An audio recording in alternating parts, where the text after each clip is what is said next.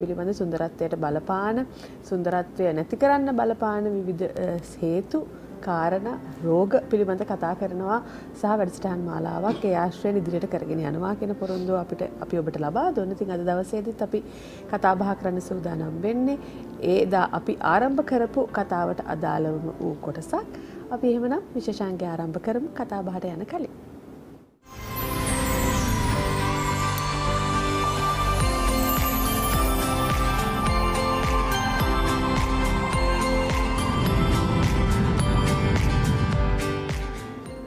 හොඳයි අපි ආරාධනා කරා වෙනද වගේම අඟහරුවාදා දවසේදී සුවති උදෑසනට එන්න කියලා ශ්‍රී ලංකා සංචාරක අමාත්‍යාංශය සහ සංචාරක ප්‍රවර්ධන කාර්යාංශයේ හිටපු ආයුර්වේද උපදේශක ඒ වගේම නුගේගොඩ අබේවර්ධන ආයුර්වේද ඖෂධාලයේ අධිපති ආයුර්වේදයේ ප්‍රජනන වෛද්‍ය ප්‍රතිකාර සේවය පිළිබඳ කතා බහ කරනකොට දශක 3කටත් අධික කාලයක් ඒ පිළිබඳව කීර්තිමත් නාමයක් දිනා සිටින බොහෝ දෙනෙක්ට එතුමන් විසින් ලොකු සේවයක් විශේෂයෙන්ම උපදවි අපේක්ෂාවෙන් ඉන්න බොහෝ අයට එතුමන් කරලා තියෙන කාර්යභාරය ඒ කාරණාව සම්බන්ධයෙන් අති විශිෂ්ටයි. අපි ඒ හින්දා අද දවසේදීත් එතුමන් සහභාගී කරගන්නවා වෛද්‍ය රංජිත් අබේවර්ධන වෛද්‍යතුමා. ආයුබෝවන් සුබ උදෑසන. ආයුබෝවන් අරුණි. හොඳයි අද අපි කතා බහ කරන්න සූදානම් වෙන්නේ තරබාරුව ගැන. දැන් එදත් අපි මේ කතා බහට ප්‍රවේශය ලබා ගත්තා. දැන් අද ඇත්තටම මේ කතා බහ ආරම්භ කරනකොට මේ තරබාරුව අපි දන්නවා කෙනෙක්ගේ මේ අධිකව සාමාන්‍යයෙන් තියෙන ඕන ශරීර ප්‍රමාණයට වඩා අධික මහතක් දකිනකොට අපි කියනවා ටිකක් තරබාරුවේ කියලා. මේ තරබාරුව කතා කරනකොට අපි අද දවසේ මට අහන්න හිතෙනවා මේ ආරම්භයේදීම වෛද්‍යතුමා ඇත්තටම මේ තරබාරුව නෙමෙයි ගැටලුව. දැන් තරබාරුව නිසා මේකෙන් අපිට සෞඛ්‍ය ප්‍රශ්න ඇති කරනවාද කියන කාරණය. ඒ ගැන කතා කරද්දී මම කැමතියි ඔබතුමා එතනටම මේ කතාවට එකතු කරනවා නම් මේ සෞඛ්‍ය ප්‍රශ්න ඇති කරනවාද කියන කාරණයත් එක්කම මේ தත්ත්වය ඇති වෙන්න මේ ලිංග ભેදේ කාන්තා පුරුෂ භාවයත් බලපානවාද කියන දේ. එතනින් පටන් ගමු. එතන ඒ ගැන කතා කරනකොට අරුණි දැන් ඔබ ඇහුවනේ ලිංග ભેදය මේකට බලපානවද කියන එක. තරබාරුවට ලිංග ભેදය බලපාන්නේ නැහැ. නමුත් තරබාරුව නිසා ඇතිවෙන සෞඛ්‍ය ප්‍රශ්න තියෙනවානේ. ඒ සෞඛ්‍ය ප්‍රශ්න ලිංග ભેදය අනුව වෙනස් වෙන තැන් තියෙනවා. ඒ කියන්නේ පොදුවේ ස්ත්‍රී පුරුෂ ભેදයක් නැතුව හැදෙන්නා වූ සෞඛ්‍ය ගැටලු ගණනාවක් තියෙනවා. දැන් ස්ත්‍රියක් වීම නිසා කාන්තාවක් වීම නිසා ඒ කාන්තාවගේ ප්‍රජනන ව්‍යුහයත් එක්ක ඇතිවෙන තරබාරු වීම නිසා ඇතිවන ගැටලු තැන් තියෙනවා. ඒ වගේම යම්කිසි ප්‍රජනන හෝමෝන ක්‍රියාවලියේ යම්කිසි ගැටලුකාරී තත්ත්වයන් නිසා තරබාරු ඇති වෙන තැනුත් තියෙනවා කාන්තාවට. එහෙම ප්‍රශ්නක් තියෙනවා. ඒ කියන්නේ යම්කිසි සෞඛ්‍ය ගැටලුවක් නිසා තරබාරු වෙනවා. ඔව් ඒ කියන්නේ හෝමෝන ක්‍රියාවලියේ යම්කිසි ගැටලුකාරී විෂමතාවයන් නිසා තරබාරු වෙන තැන් තියෙනවා. ඒ තරබාරුව නිසා ඇය කාන්තාවක් වීම නිසා ඇතිවෙන ගැටලුකාරී තැන් ගොඩක් තියෙනවා. එක උදාහරණයක් කියලා මම පොදු තැනකට යන්නම්. හොඳයි. දැන් සමහර ප්‍රජනන ගැටලු වලදී කියන්නේ දරුපල අපේක්ෂාවෙන් කටයුතු කරන කාන්තාවන්ට ඇයගේ සිරුර තරබාරු වීම සිද්ධ වෙලා තියෙනවා නම් ඇය තරබාරු නම් ඇයගේ උසට වඩා ඇය වැඩි මහත ප්‍රමාණයකින් ඇයගේ බර ප්‍රමාණයකින් ඇය පීඩා විඳිනවා නම් ඇය ඒ තත්ත්වේ නම් ඉන්නේ අන්න ඒ දේ ඇයගේ ඩිම්බ මෝචන ක්‍රියාවලියට ඩිම්බ මේරීම ඩිම්බ මෝචන ක්‍රියාවලිය ගැප් ගැනීම කියන ප්‍රශ්න වලට මේ තරබාරුව හේතු වෙන්න පුළුවන්. දැන් අපි පහුගිය සතියේ අපි කතා කරන්නේ මොන වගේ හේතු නිසාද තරබාරු වෙන්නේ කියලා. දැන් අපි ඥාන මේ හේතු කාන්තාවන් නිසා ඇතිවන කාන්තා වීම නිසා ඇතිවන හේතු මේ ගොඩක් දේවල් අපි ගිය සතියේ කතා කරන්නේ අරනේ. දැන් අපි එතනදී අපි සුන්දරත්වය කොයිතරම් කාන්තාවට බලපානවද කියන එක අපි සෑහෙන පැහැදිලි කිරීමක් කරා. දැන් මේ සුන්දරත්වය වගේම ඔබට මට අපි කාටත් වැදගත්ම දෙයක් නේද? සෞඛ්‍ය අතින් අපි නිරෝගිමත් මිනිසුන් වශයෙන් ජීවත් වෙන්න අවශ්‍ය තත්ත්වය. මොකද ලස්සන තිබුණත් අපිට මුදල් තිබුණත් ලස්සන තිබුණත් හැමදේම තිබුණත් හැමදේම අපි සම්පූර්ණ වුණා. අපි නිරෝගිමත් නැත්නම් අන්න එතනදී රජෙක් වුණත් ලෙඩෙක් නම් වැඩක් නෑ. පළක් නෑ කියන්නේ නේද? ඉතින් ඒ නිසා අපි පුළුවන් තරම් මේ සාකච්ඡාවේදී තරබාරුව සමාජය තුළ අපි නිතර දකින්න තියෙන මේ තරබාරුව. සමහරලාට තරබාරු වෙලා තියෙන පුද්ගලයා දන්නෙත් නැහැ තමුන්ට මෙවැනි දෙයකට අවදානමක් තියෙනවා කියන එක. මේ දේ අපි කියලා දුන්නොත් මං හිතන්නේ අරුණි සමස්ත ජනතාවට වටිනවා. ඒ කියන්නේ තරබාරු වෙච්ච අයට විතරක් නෙමෙයි තරබාරු වෙන්න ඉන්න අය ඉන්නවනේ. මේ කොහොමදම තරබාරුව බලාගෙන ඉන්නේ මගේ එන අය. මගේ එන අය. ඒ කියන්නේ නොසලකිල්ල නිසා තරබාරු වෙන්න පුළුවන් විවිධ හේතු නිසා. ඒ වගේ තරබාරු වෙන්නේ ඉන්න අයටත් තරබාරු වෙච්ච අයටත් මේ සෑම කෙනාටම ඊට අමතරව ඔබ අපි කාටවත් තාම මට එච්චරම තරබාරු නැහැ. ඔබත් නැහැ. ඉතින් අපි උසට සරලන මහතතු දෙ ඉන්නවා. ඒ නිසා අපි කාටත් මේ මග කියලා දෙමු.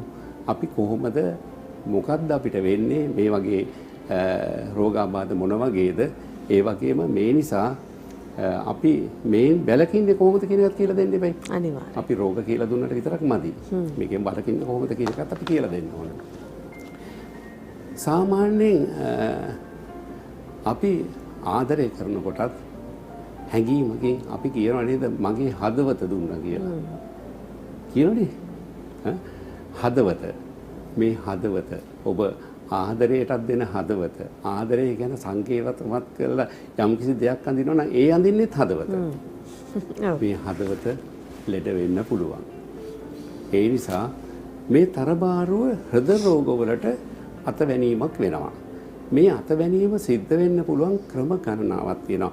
හෘදයට සැපෙන රුධිර ක්‍රියාකාරීත්වයේ යම්කිසි අඩුපාඩුකමක් හෘද බිත්තිවල ඝනත්වයක් ඒ වගේම මේ හරහා රුධිර පීඩනයේ වෙනස්කම් ඇති වෙන්න පුළුවන්. දැන් හෘද රෝග ඇති වෙනවා නම් හෘද රෝග කිව්වම ගණනාවක් තියෙනවා. එතකොට මේ ගණනාවෙන් යම්කිසි හේතු කාරණා කීපයක්ම තරබාරුවත් එක්ක පීඩාවටපත් වෙන්න ඉඩ තියෙනවා. රෝගාබාධ ඇති වෙන තත්ත්වෙට ඉඩ තියෙනවා. එතකොට අපි සැලකිලිමත් වෙන්න ඕනේ.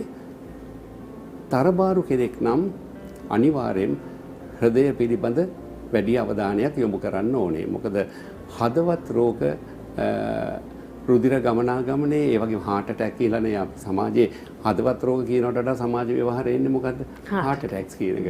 එතකොට මේ heart attack ඇතිවීමේ අවදානම වැඩි තරබාරු පුද්ගලයින්ට.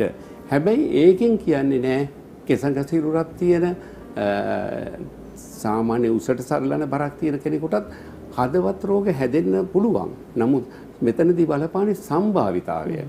සම්භාවිතාවය ගත්තොත් වැඩි ප්‍රමාණයක් තරබාරු පුද්ගලයන්ට හදවත් රෝග ඇතිවීමේ අවදානම වැඩි. දැන් මේකත් එක්කම බැඳිච්ච දෙයක් තමයි රුධිර පීඩනය. මේ රුධිර පීඩනය ගොඩක් දුරට පොදුවේ මේ ස්ත්‍රී පුරුෂ දෙපාර්ශ්වයට පොදුවේ රුධිර පීඩනයේ ඉහළ යාමේ තත්ත්වයක් ඇති වෙනවා. දැන් තරබාරුව කියන්නේ මොකද්ද?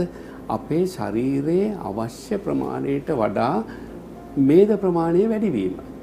ශරීර ප්‍රමාණය මේදය කියන එක අපිට අවශ්‍යයි. කවුරු හරි කියනවා නම් මේදය අවශ්‍ය නැහැ කියලා නෑ, මේදය අවශ්‍යයි. නමුත් මේදය අවශ්‍ය ප්‍රමාණයට වඩා ඉහළ ගිහිල්ලා ඒව තැම්පත් වීම තුලින් ගැටලුකාරී තත්ත්ව තැම්පත් වීම කියවම එකම තැනක නෙමෙයි විවිධ තැන්වල. දැන් රුධිර නාලවල මේද තැම්පත් වෙන්න බැරිද? මේ මේද තැන්පත් වීම වෙන්න පුළුවන්. දැන් තරබාරු කෙනෙකුට මේ මේද තැන්පත් වීම වැඩිපුර සිද්ධ වෙන්න පුළුවන්. එතකොට මේ නාලවල රුධිර ගමන් කරන්න ගන්න පීඩනය වැඩි. එතකොට පීඩනය වැඩි වුණාම අධිරුධිර පීඩනය ඇතිවීමේ තත්ත්වය මෙතනදී බහුල වශයෙන් මේ වගේ තරබාරු පුද්ගලයන්ට ඇති වෙන්න පුළුවන්. දැන් අතිරුධිර පීඩනය ඇති වුණාම යම්කිසි කෙනෙකුට ඒ වගේ ඇති වෙන්න පුළුවන් නම් ඇති වෙලා නම්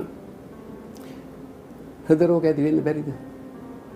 ඒ වගේම හෘදය වගේම අපේ මොලේ ක්‍රියාකාරීත්වයට අහලා තියෙනව නේද ආඝාතය අංශභාගය කියලා. මේ වගේ තත්ත්ව ඇති වෙන්න පුළුවන් මේ තරබාරුවත් එක්ක. එතකොට අපි තරබාරුව පාලනය කළ යුතුද නැද්ද?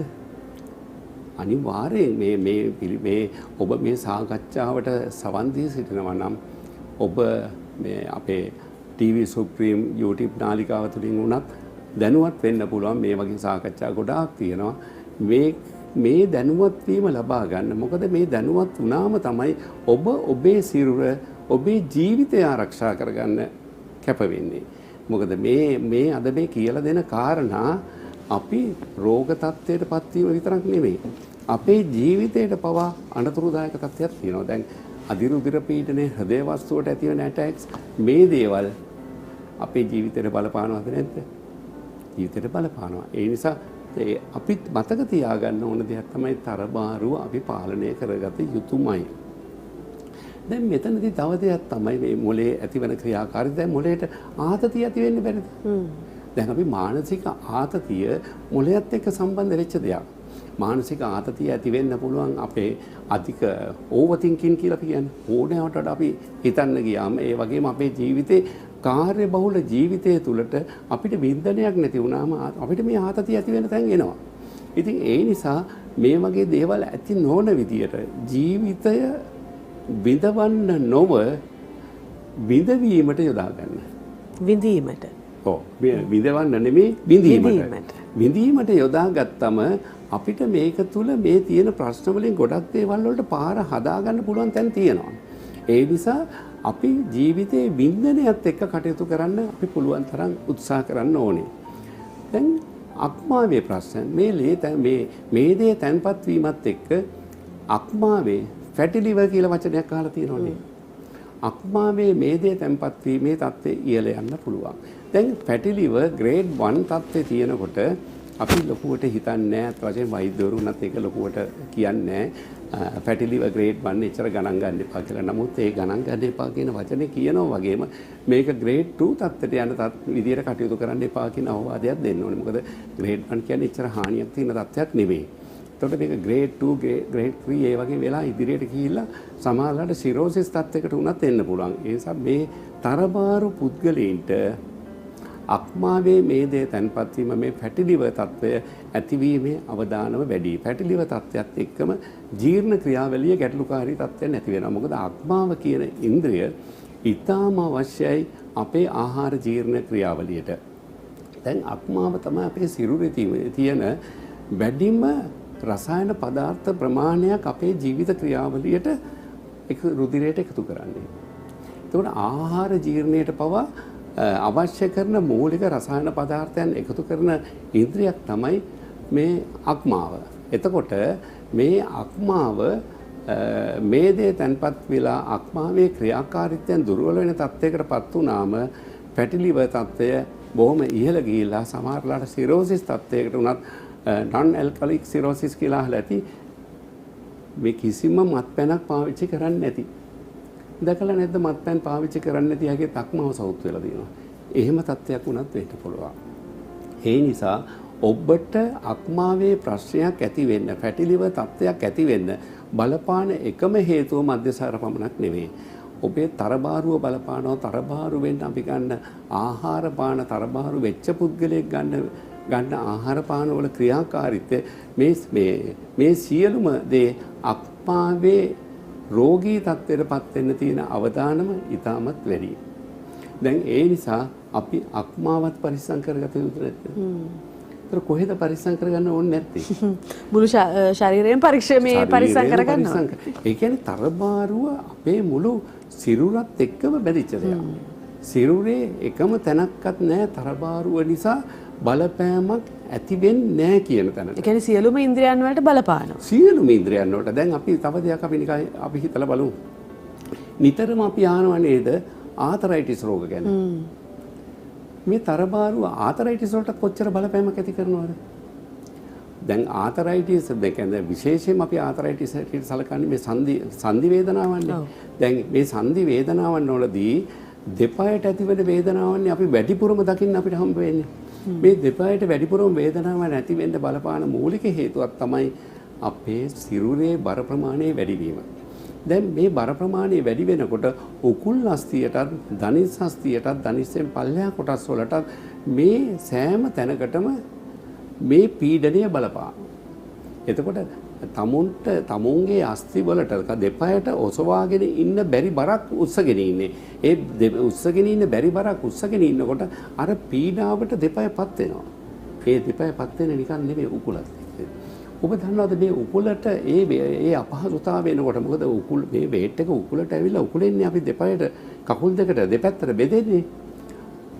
අපේ කොන්ද රිදෙන්න ගන්නවා. නිතරම කියන්නේ නැක තුනටිය රිදෙනවා කියලා. හරි. මේ තුනටිය රිදෙනවා කියලා එන සමහර රෝගීන් අරුණි ඔවුන්ව අපි පරීක්ෂා කරලා බලනකොට ඔවුන්ගේ බර ප්‍රමාණය දැන් අපිට බර කියන එක ස්ථූලත්වය තරබාරුව කියන එක අපිට ඇහැට පේන දෙයක් නේ. හරි. එතකොට මේ ඇහැට පේන දේ අපි මේ රෝගියාව පරීක්ෂා කරලා බලනකොට මේ අස්ථි වලට මේ බලපෑම ඇති වෙලා දෙන ගොඩක් අය මාවිත වෙපිට සමහර රෝගීන් තුනටි අමාරුව කියන්නේ. තුනටි අමාරුව අන්තිමට බලනකොට ස්නායු පද්ධතියට පවා බලපෑමක් ඇති වෙනවා. මොකද මුළු ස්නායු පද්ධතියම තියෙන්නේ කොහෙන්ද? කොන්දත් එක්ක කොන්දත් සම්බන්ධ වෙලා. එතකොට ස්නායු ක්‍රියාවලියටත් මේ තරබාරුව බලපානවා. දැන් අර අපි කලින් කතා කරා වගේ කොහෙටද බලපාන්නේ නැත්තේ? ස්නායු ක්‍රියාවලියට ගොඩක් බලපානවා. දැන් මේ පුරුෂ පාර්ශවයට මේ තරබාරුවත් එක්ක ඔහුගේ ලිංගික ක්‍රියාවලියට බලපෑමක් ඇති කරනවා.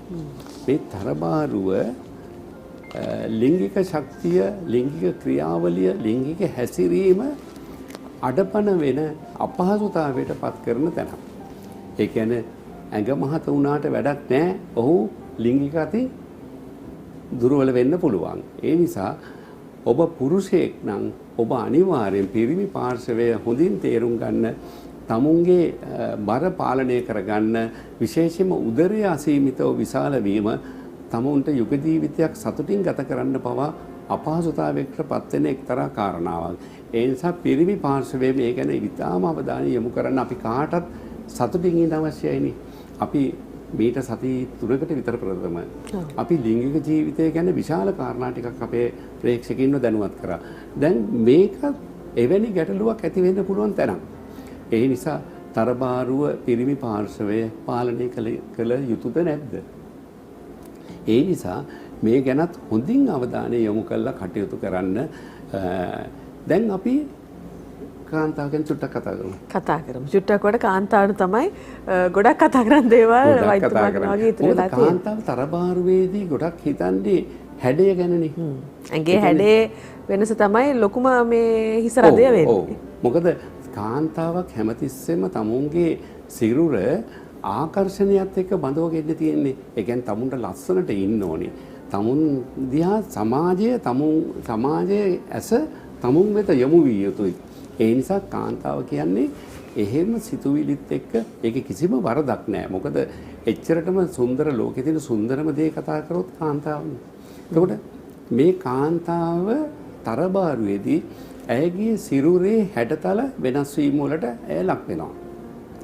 මේ හැඩතල ගැන තමයි ඇය වැඩිපුර අවධානය යොමු කරන්නේ. මොකද කන්නඩි ගාවට යනවා, බලනවා හැඩේ, ඉස්සරහින් බලනවා, දැන් පිටිපස්සට තැරලා බලනවා, හැම අතටම බලනවා.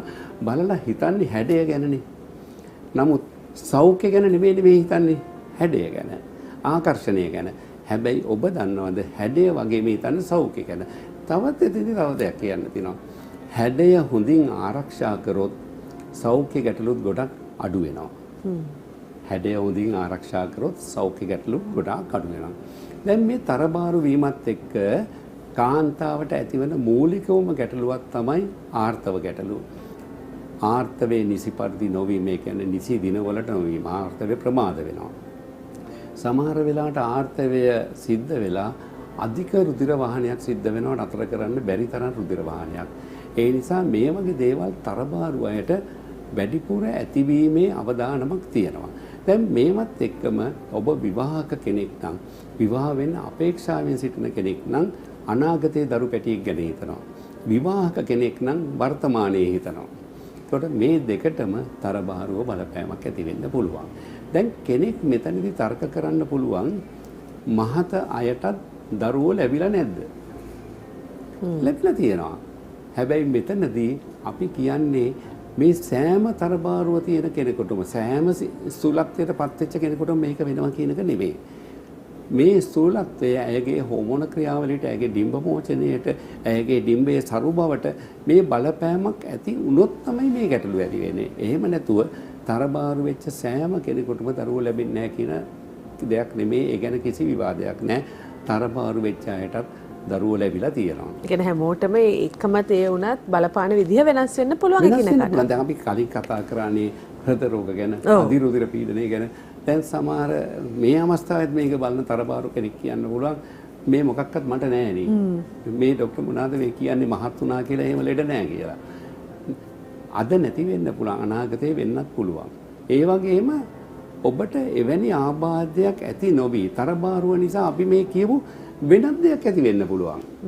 heart attack නෙමෙයි. ප්‍රෙෂර් ප්‍රශ්නිකුත් නෙමෙයි. සමහරවිට ආතරයිටිස් වගේ දෙයක්. ඒ වගේ බලන්න. ඒ නිසා මොකක් හෝ දෙයක් ඒ වගේ ඇති වෙන්න පුළුවන්.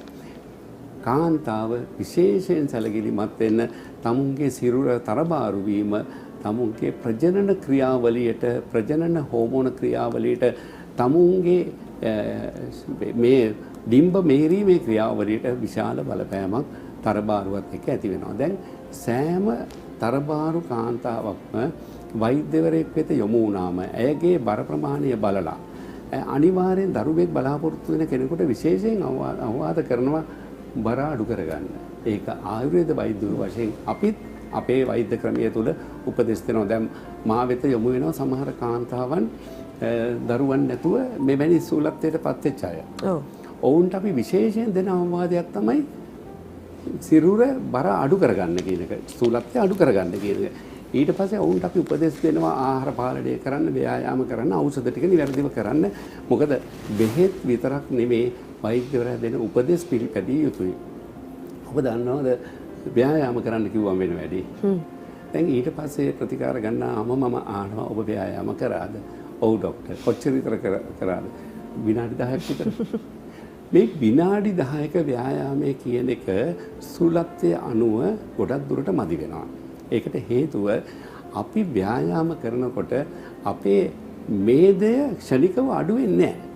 මේදය අඩු වෙන්නේ යම් කාලයක් ගත වෙනවා. එතකොට මේක අපිට ඉක්මනින් කරගන්න නම් අපි අපේ සිරුරට දරන්න පුළුවන් විදිහට වැඩි ප්‍රමාණයක්. ඒ කියන්නේ මම ගොඩක් දුරට මගේ රෝගීන්ට කියන දෙයක් තමයි පළවෙනි මාසයේ පැය භාගයක කාලයක් ව්‍යායාම කරන්න.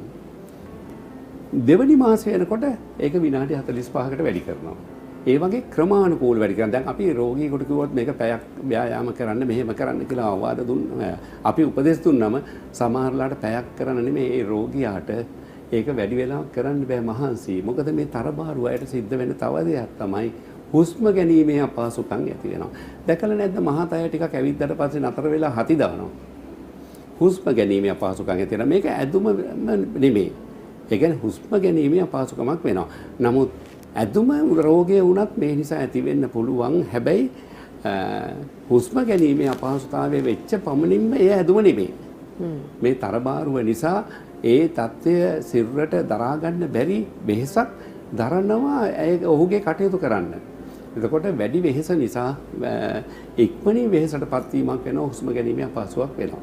දැන් මේ හැමදේම හිතලා කටයුතු කරන්න කාන්තා ඔබ හොඳින් ව්‍යායාම කරලා ආහාර පාලනය කළා වෛද්‍යවරයා දෙන ඖෂධ අපි නිතර මේ මුහුණ දෙන දෙයක් තමයි දැන් මමත් නිතර මුහුණ දෙන ප්‍රශ්නයක් රෝගියාට කොච්චර කියලා දුන්නත් ඒ කියලා දෙන දේ එතනදී මතක තියෙනවා ගෙදර ගියාම අමතක වෙනවා. ඔව්. හරි? දොස්තර ගාව ඉන්නකම් විතරයි මතක. විතරයි මතක. සෑම දෙයක්ම හොඳින් කියලා දෙනවා. ඒ වගේ මගේ රෝගින්න මම තව කියන දෙයක් ඔබට ගැටලුවක් මතුවුනොත් මට කතා කරන්න කියන එක. ඒ කියන්නේ ප්‍රශ්නයකට අපි වෛද්‍යවරු වශයෙන් බැඳිලා ඉන්නවා අපේ රෝගියාගේ ගැටලුවකට ඇහුම්කන් දීලා උත්තර දෙන්න. එතකොට මගේ රෝගීන්ට මම නිතරම කියන දෙයක් තමයි ඔබට එහෙම අමතක වීමක් හරි ගැටලුකාරී තත්ත්වයක් මතුවෙනවා නම් ඔබට අවබෝධය නැතිකමක් එක්ක මෙතනදී අහගන්න බැරි වෙච්ච දෙයක් හරි අහගන්න තියෙනවා නම් කතා කරන්න. ඒ නිසා මේ උපදේශ ටික ඔබේ ජීවිතයට එකතු කරගන්න. ඔබේ ජීවිතයට එකතු කරගත්තම මේ සෞඛ්‍යමත් භාවය, සෞඛ්‍ය සම්පන්න බව ඔබට මට අපි කාටත් හරි වැදගත්. ඔබ ඒ ගැන හිතලා හොඳින් කටයුතු කරොත් තරබාරුවත් ප්‍රශ්නයක් නොවි තරබාරුවත් අඩු කරගෙන සුන්දර සිරුරක් කාන්තාවකටත් කඩවසම් සිරුරක් පුරුෂයෙකුටත් ගොඩනගා ගන්න පුළුවන්. මේවට අද එදා අපේ තරුණ කාලේ වගේ නෙමෙයි අද ගොඩාක් ක්‍රම තියෙනවා. ඒ ක්‍රමත් අපි පුළුවන් හැටියට අපි කියලා දෙමු. ඔබ ඔබේ නිරෝගීම තව තරබාරු ගැන කතා කරන්න ගොඩක් කරුණු තියෙනවා. ඒක අපි ජීවිතයේ අනිකුත් ප්‍රශ්නත් එක්කත් සම්බන්ධ කරලා අපි ඉදිරියේදී පැහැදිලි කරනවා. ඔව් ඇත්තටම මේ අර සිරුර කෙට්ටු කර ගැනීමෙන්ම මේ ප්‍රශ්න විසඳා ගන්න පුළුවන්ද කියන කාරණයක් කතා කරන්න ඕනේ. හැබැයි අද නෙමෙයි අපි ලබන සතියේ කතා කරමු. අනිවාර්යයෙන්. මම දැන් මතක් කරනවා වෛද්‍යතුමාගේ දුරකථන අංක කතා බහේදීත් වෛද්‍යතුමා කිව්වා ඕනම වෙලාවක ගැටලුවක් වෙනුවෙන් කතා කරන්න. මොකද වෛද්‍යතුමා හරිම කැමැත්තෙන් ඔබට අවශ්‍ය වන උපදෙස් ලබා දෙන්න සූදානමින් ඉන්නවා. ඒ රෝගයන් වලට අදාළව දුරකථන අංක 0112 76යි 94යි 86 0112 76යි 94යි 86 වගේම ශනික කැමතුම් අංකය ඔස්සේ ඔබට සම්බන්ධ වෙන්න පුළුවන් 077යි 838යි 69යි 87 077යි 838යි 69යි 87 කියන දුරකථන අංකය ඔස්සේ වගේම වෛද්‍යතුමාව මුණ ගැහෙන අවස්ථාව තියෙනවා. අබේවර්ධන ආයුර්වේද ඖෂධාලය නම්බර 38A ස්ටැන්ලි තිලකරත්න මාවත නුගේගොඩ. එහෙනම් අපි ලබන අඟහරුවාදාවේදී නැවතත් සජීවී වෛද්‍යතුමා මුණ ගැහිලා මේ තරබාරුව සම්බන්ධයෙන් තිබුණ අනිකුත් කාරණා ටිකත් කතා බහ කරන්න බලාපොරොත්තු වෙන්න ඉන්නවා. එදාට අනිවාර්යයෙන්ම ඔබත් එකතු වෙන්න. ආයිබෝන්. ආයිබෝන් ඔබෑමට. හොඳයි අපි එහෙමනම් කෙටි විරාමයක් ලබාගෙන අද දවසේ අවසන් විශේෂාංගයෙන් මුණ ගැහෙනවා. Every morning. ජේසු විශ්වාස කරා මානසික නිර්මලලේ වැගිරි ඔබ උදෙසා. ලෝකයෙහි ඔබ සැමට පීඩා තිබේ. නමුත් ධෛර්යමත් වයන්න. මම ලෝකයෙන් ජයගතිමි කිසේ. ලෝකයේ ගුරුකම්